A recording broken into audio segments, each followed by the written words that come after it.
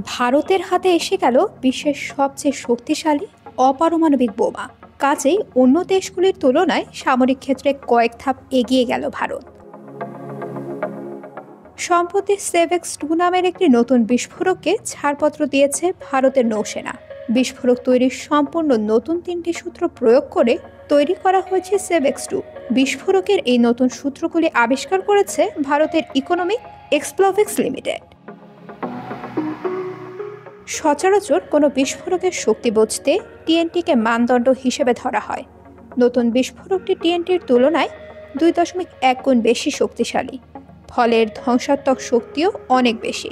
তবে খুব শীঘ্রই টিএনটির তুলনায় 2.3 গুণ শক্তিশালী বিস্ফোরক আনতে চলেছে বলে জানিয়েছে উৎপাদক সংস্থাটি।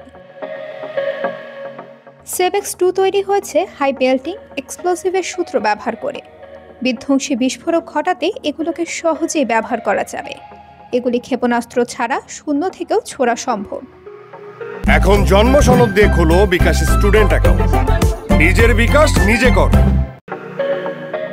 ভারতীয় সেনাবাহিনীর একটি সূত্র জানিয়েছে, পারমাণবিক অস্ত্র বাদ দিয়ে অন্য যে কোনো বিস্ফোরকের তুলনায় বেশি শক্তিশালী সেভেক্স-2।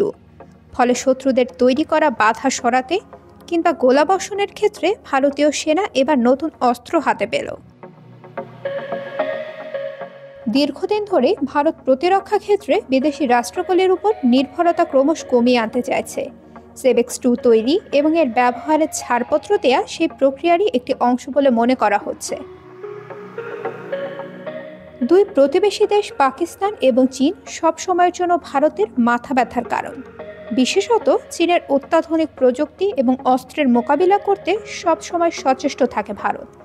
সেক্ষেত্রে পরমাণু বোমার মতো মারণাস্ত্রের ব্যবহার না করেও কৌশলে শত্রুকে ঘায়েল করা সম্ভব হবে সেভেক্স-2 ব্যবহার করে। আপাতত সে কৌশলের চাবিকাঠি নয়াদিল্লির পকেটে।